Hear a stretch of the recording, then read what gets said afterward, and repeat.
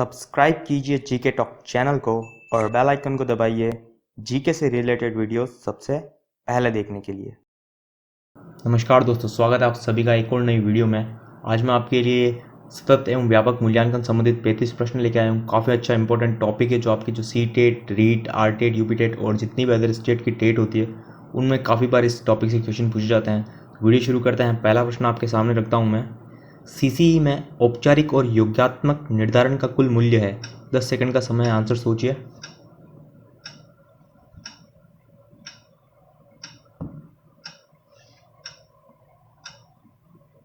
तो सही उत्तर है ऑप्शन ए, क्रमशः 40% और 60%। यानी औपचारिक मूल्य 40% है और योगात्मक निर्धारण हेतु 60% है। आगे बढ़ते हैं हम। सीसीई की सबसे पहले सिफारिश राष्ट्रीय शिक्षा नीति के द्वारा कब की गई थी? क्या होगा इसका उत्तर?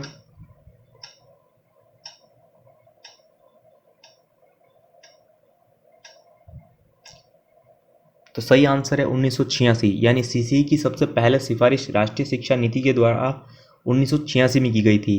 आशा करता हूँ आपने भी यही उत्तर सोचा हो। आगे बढ़ते हैं हम। सीसीई का आकलन कितने प्रकार से होता है?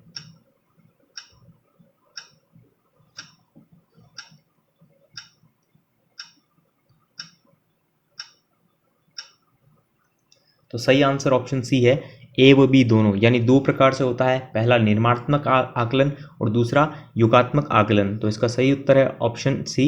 आगे चलते हैं हम। निर्माणात्मक आकलन का अर्थ है?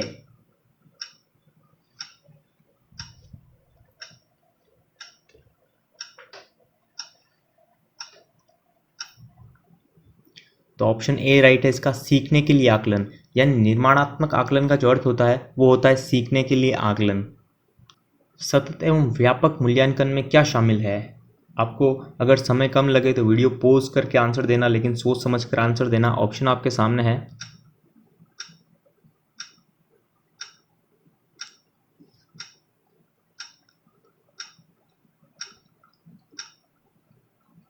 तो ऑप्शन डी करेक्ट होगा।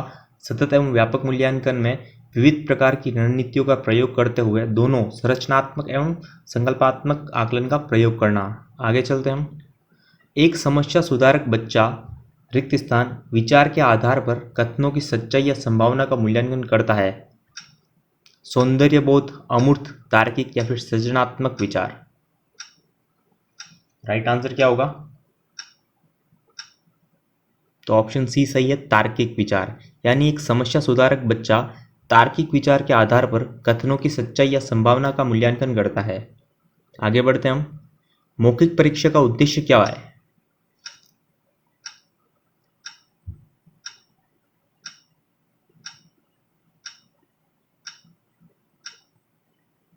तो उपयुक्त सभी इसका सही आंसर है, क्योंकि मौखिक परीक्षा का उद्देश्य है वो विद्यार्थियों की कठिनाइयों की पहचान करना, भाषा के धारा प्रवाह एवं लचीले प्रयोग की जांच करना, विद्यार्थियों के भाषाई कौशल को प्रयुक्त करने की क्षमता की जांच करना। ये सभी मौखिक परीक्षा के मुख्य उद्देश्य है। इसीलिए ऑप्शन डी सही है। और अगर आपको समय कम लग रहा हो तो आप वीडियो को पॉज करके सोच समझ कर आंसर दीजिए, कोई जल्दबाजी नहीं है। आगे चलते हैं हम। निम्न में से कौन सा एक उत्तम परीक्षण की विशेषताओं से भिन्न है?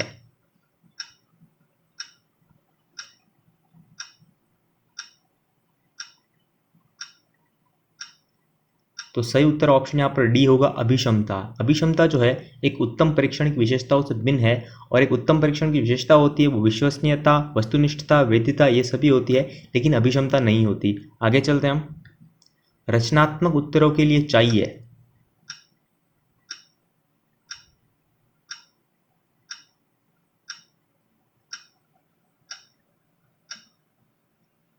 तो ऑप्शन ए करेक्ट होगा, मुक्त उत्तरीय प्रश्न। रचनात्मक उत्तरों के लिए मुक्त उत्तरीय प्रश्न चाहिए। आगे चलते हैं हम। निम्नलिखित मापन के स्तरों में सबसे अच्छा कौन है? नामिक, अनुपात, क्रमिक या फिर अंतराल?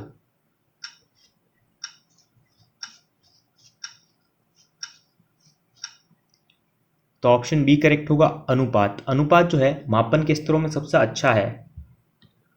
निम्न में से कौन सा मूल्यांकन का प्रकार नहीं है? मानक, निर्माणात्मक, योगात्मक या फिर सीसीई?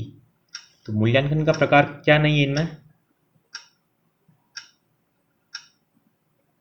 तो सही उत्तर होगा ऑप्शन ए, मानक जो होता है वो मूल्यांकन का प्रकार नहीं होता। निम्न में से कौन सा मूल्यांकन के त्रिकोण का भाग नहीं है?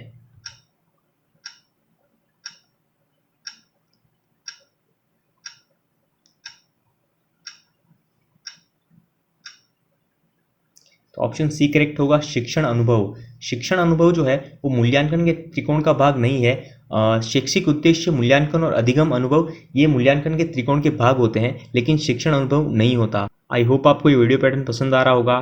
टाइमर के साथ आंसर देना, जिससे आपकी बहुत ही अच्छी प्रैक्टिस हो जाएगी कम समय में उत्तर देने की। तो आगे बढ़ते हैं और पूरी वीडियो को ज़रूर देखिएगा। 35 प्रश्न है इस वीडियो में। आगे चलते हैं हम।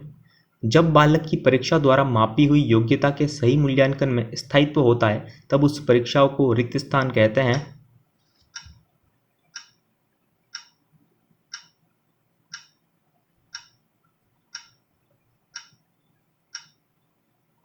तो ऑप्शन बी करेक्ट होगा, विश्वसनीयता। यानी जब बालक की परीक्षा द्वारा मापी हुई योग्यताओं के सही मूल्यांकन में स्थायित्व तो होता है, तब उस परीक्षा को विश्वसनीयता कहते हैं। आगे चलते हैं हम। वह मापनी जिसमें अंतराल मापनी के समस्त गुण के साथ परम शून्य भी हो कहलाती है।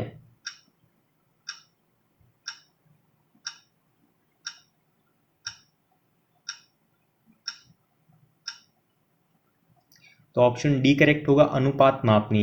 यानी वह मापनी जिसमें अंतराल मापनी के समस्त गुण के साथ परम शून्य भी हो, अनुपात मापनी कहलाती है। सही उत्तर ऑप्शन डी है। आगे चलते हैं हम। सीखने के लिए आकलन है।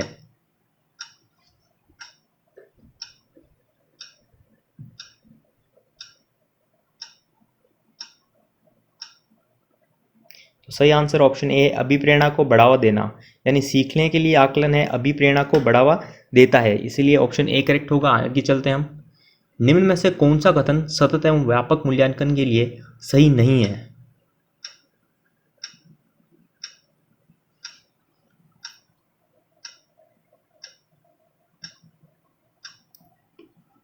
तो ऑप्शन डी सही होगा, इसमें शिक्षकों पर बोझ बढ़ जाता है।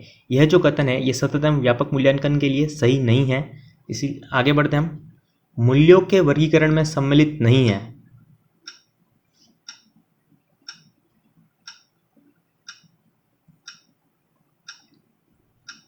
तो उत्तर आपने सोच लिया होगा, सही उत्तर ऑप्शन बी है। येन केन प्रकारेण धनार्जन का जो मूल्य है वो मूल्यों के वर्गीकरण में सम्मिलित नहीं होता है, इसीलिए ऑप्शन बी करेक्ट है। मूल्यांकन का उद्देश्य है।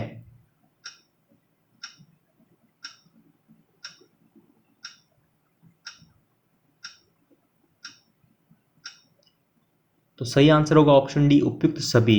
यानी मूल्यांकन के जो उद्देश्य होते हैं वो होते हैं बच्चों को उत्तीर्ण अनुत्तीर्ण घोषित करना, बच्चों ने क्या सीखा यह जानना, बच्चे के सीखने में आई कठिनाइयों को जानना। ये सभी जो है मूल्यांकन के प्रमुख उद्देश्य है। यानी इसीलिए उत्तर ऑप्शन डी करेक्ट होगा, उपयुक्त सभी। शिक्षक को गृह कार्य की जांच करनी चाहिए, कभी कभी, कभी नहीं, नियमित या जब छात्र कहे। तो बिल्कुल सिंपल क्वेश्चन है, इसका आंसर क्या होगा? तो ऑप्शन सी करेक्ट होगा, शिक्षक को गृह कार्य की जो जांच है वो नियमित तौर पर करनी चाहिए। निम्न में से कौन सा सतत एवं व्यापक मूल्यांकन का भाग नहीं हो सकता?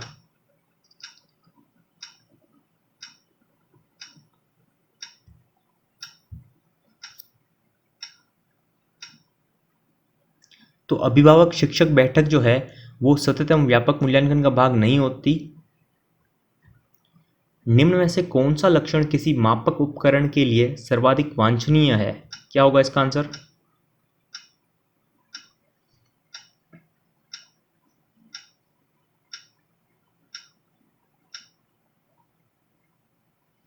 तो विश्वसनीयता जो है वो किसी मापक उपकरण के लिए सर्वाधिक वांछनीय लक्षण है, इसीलिए ऑप्शन ए यहाँ पर सही है, विश्वसनीयता। परीक्षा में विद्यार्थियों से किस प्रकार के प्रश्न पूछे जाने चाहिए?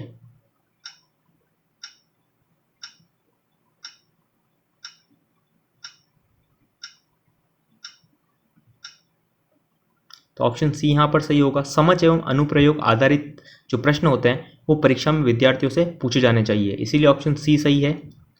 मूल्यांकन प्रक्रिया के 3 महत्वपूर्ण बिंदु हैं।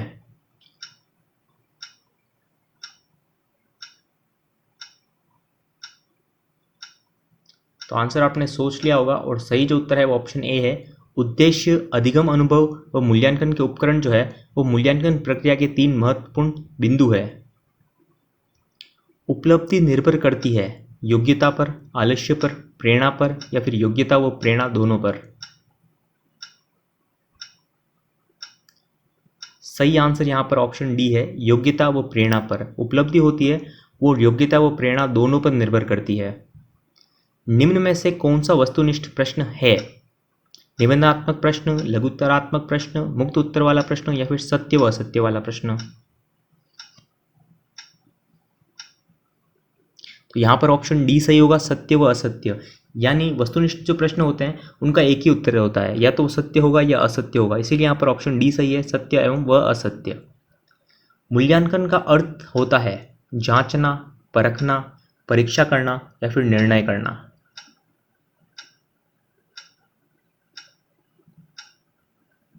तो ऑप्शन डी सही होगा, निर्णय करना। मूल्यांकन का जो अर्थ होता है वो निर्णय करना है। और आप इस वीडियो को भी अपने एक मूल्यांकन के तौर पर ही लीजिएगा। देखते हैं आप इन 35 प्रश्नों में से कितने प्रश्नों का सही उत्तर दे सकते हैं, जिससे आप खुद की जांच कर सकेंगे।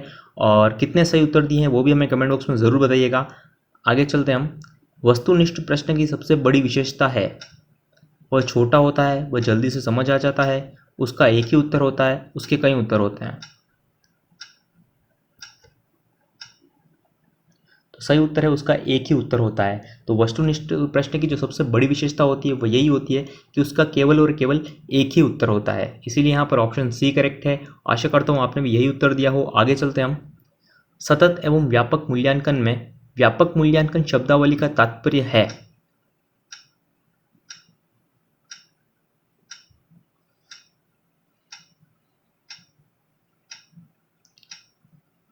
तो ऑप्शन सी करेक्ट है।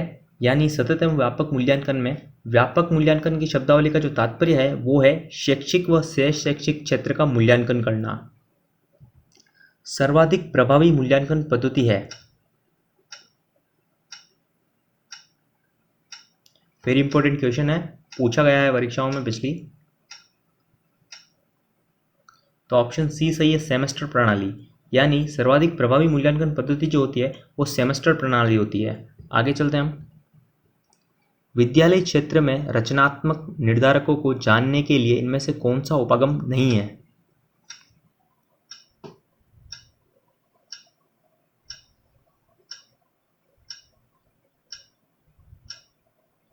तो इसका सही उत्तर है ऑप्शन बी, बहुविकल्पीय प्रश्न। यानी विद्यालय क्षेत्र में रचनात्मक निर्धारकों को जानने के लिए इनमें से बहुविकल्पीय प्रश्न उपागम नहीं होता है। तो ऑप्शन बी सही है यहाँ पर। आगे चलते हैं हम। बच्चों का मूल्यांकन होना चाहिए बोर्ड परीक्षा द्वारा, सीसीई द्वारा, गृह परीक्षा द्वारा या फिर लिखित परीक्षा द्वारा।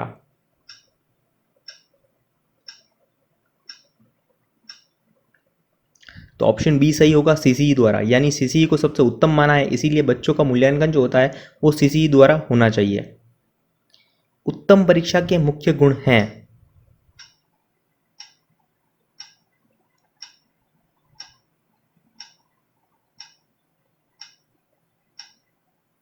तो यहाँ पर सही उत्तर ऑप्शन डी उपयुक्त सभी है, क्योंकि उत्तम परीक्षा के जो मुख्य गुण होते हैं वो वैधता, वस्तुनिष्ठता और विश्वसनीयता होते हैं। इसीलिए यहाँ पर ऑप्शन डी उपयुक्त सभी इसका आंसर होगा। उपचारात्मक शिक्षण की सफलता निर्भर करती है किस पर?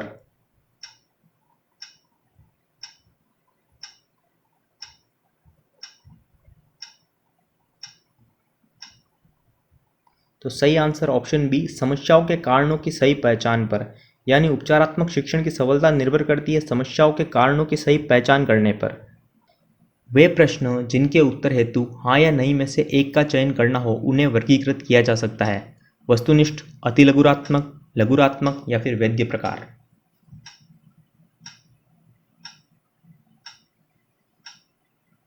तो सही आंसर यहाँ पर ऑप्शन ए है, वस्तुनिष्ठ। यानी वे प्रश्न जिनके उत्तर हेतु हाँ या ना या फिर हम कह सकते हैं सत्य और असत्य, और जिनका केवल एक ही उत्तर हो, केवल और केवल एक ही उत्तर हो, वे सभी उन्हें वर्गीकृत किया जाता है वस्तुनिष्ठ प्रश्न पे। इसीलिए यहाँ पर ऑप्शन ए सही होगा। और काफ़ी बार इस वस्तुनिष्ठता से प्रश्न पूछे जाते हैं, इसीलिए इनको मैंने इस प्रकार के प्रश्न को मैंने इसमें इंक्लूड किया है। तो आगे चलते हैं हम।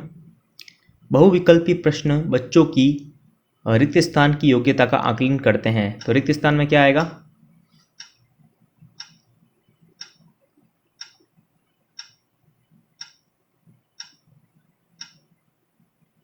तो ऑप्शन सी सही होगा, सही उत्तर की पहचान करने में। बहुविकल्पी प्रश्न जो होते हैं वो सही उत्तर की पहचान करने की योग्यता का आकलन करते हैं, यानी जिनमें बहुत सारे ऑप्शन होते हैं उनमें से बच्चों की किस योग्यता का विकास होता है, सही उत्तर की पहचान करने की योग्यता का आकलन होता है उससे। इसीलिए ऑप्शन यहाँ पर सी करेक्ट है। तो ये इस वीडियो का लास्ट क्वेश्चन था। तो अगर आपको वीडियो अच्छी लगी है तो वीडियो को लाइक कीजिए और इन 35 प्रश्नों में से आपने कितने प्रश्नों का सही उत्तर दिया है वो भी हमें कमेंट बॉक्स में ज़रूर बताएं। तो मिलते हैं अगली वीडियो को, और अगर आपने चैनल को सब्सक्राइब नहीं किया है तो प्लीज़ चैनल को सब्सक्राइब भी कर लीजिए।